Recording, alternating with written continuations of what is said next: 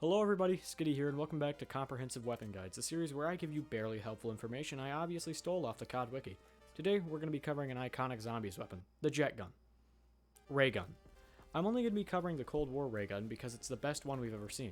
The Raygun can be found on Die Machine, Martyr Totem, Forsaken, and Outbreak. But it's not on Firebase Z for some reason.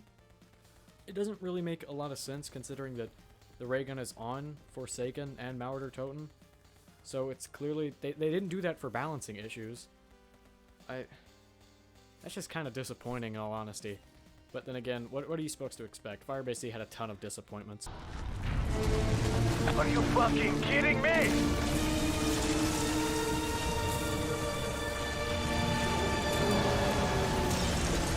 There are a lot of ways to obtain the Raygun, so I'm just going to list them all really quickly and try and do it all in one breath.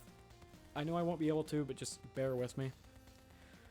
The Raygun can be obtained for 950 points from the box. It can be dropped from pumpkins, Halloween care packages, dark ether crystals, legendary dragon rewards on Forsaken and Outbreak, black chest, gold chest. It can be dropped by killing Ronald Reagan in Outbreak. The Die Machine Coffin Dance Easter egg has a chance to drop it. The Mauer and Forsaken Bunny Easter eggs can all potentially drop it as a reward.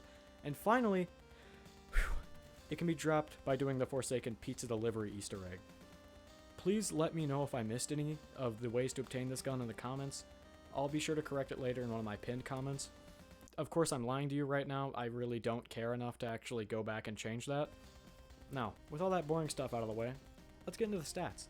The Raygun fires at 181 rounds per minute, dealing 1,000 damage and 2,000 damage with a direct hit. The Raygun splash damage can hurt the user if they aren't careful, but I've never actually understood people who use this as a reason to say the Raygun is bad. Like, maybe next time don't be a dumbass and fire the gun into your feet. Like, it's really not hard to just utilize this weapon well. People who kill themselves with this gun should not be allowed to play zombies. The Raygun comes with 20 rounds in a clip, or magazine, or whatever the hell this is, and 160 bullets in reserve. It has an undesirable 3-second reload time, and that's about it for the non-upgraded version. There really wasn't a lot to cover here in all honesty. When fully upgraded, the Raygun's name is changed to the Porter's X2 Raygun, and gains an additional 40 rounds of mag with 200 Duracell batteries in reserve. The reload times and fire rates stay the same, and the damage gets a big buff to 8,000 splashed and 10,000 direct. Probably.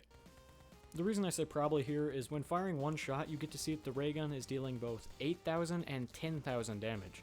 So either the 8,000 is the splash, or the Raygun does a combined 18,000 total damage per shot, but it's doing two separate damages at once. If that's the case, you really just need to ask yourself, what kind of sick monsters would design a weapon like that?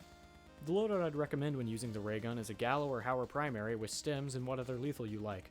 For field upgrades, I'd bring Frenzied and Tesla, just to save you, in case you get cornered with this gun. And that's about it for the Raygun. I'm gonna say it again, there's really not a lot to cover with this pistol. It's just pretty decent for late rounds and can kill bosses in late rounds. It's just kind of middle of the road, decent weapon. Remember, if you enjoyed this video, always leave a like. If you want to see more of this content, subscribe. And go into the comments and recommend any weapon you want from almost any game. As long as it's not like the jet gun from Black Ops 2. If you do that to me, I'll cry. I'll literally cry if I see the jet gun in my comments. I'll do a video on it probably. But I mean, please, don't.